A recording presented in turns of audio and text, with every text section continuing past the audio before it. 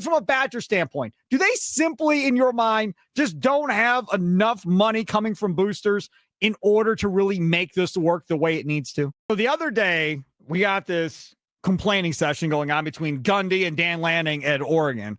And Lanning was like, hey, man, look, like you're going to have to spend money in order to win, right? So there are programs that are going to spend money to win, and then there are programs that aren't going to use it as an excuse of why they can't win because they want to save that money.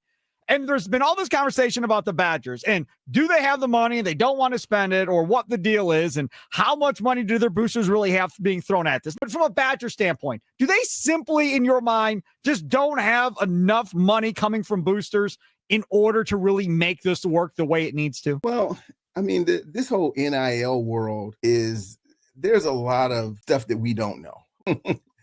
So how much money does UW have compared to other schools? We don't really know specifics on that. I mean, having spoken to Chris McIntosh a few times and heard him talk, I know he's committed to being competitive that way. But I also think when you're Wisconsin, if you're not in Ohio State or Texas or Michigan or some of these schools where, they got the tradition that builds the coffers up, you're always going to be in a mode where, you got to spend wisely and you got to, get guys in and kind of project and develop players. So to go back to your question, is Wisconsin putting enough money out there to compete at? I mean, I think they are.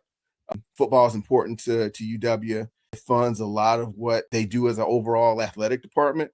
So having a strong, healthy football program means your whole athletic department has a chance to be healthy too. So that said, I do think they are investing. It's just how much. We might not know that for a long time.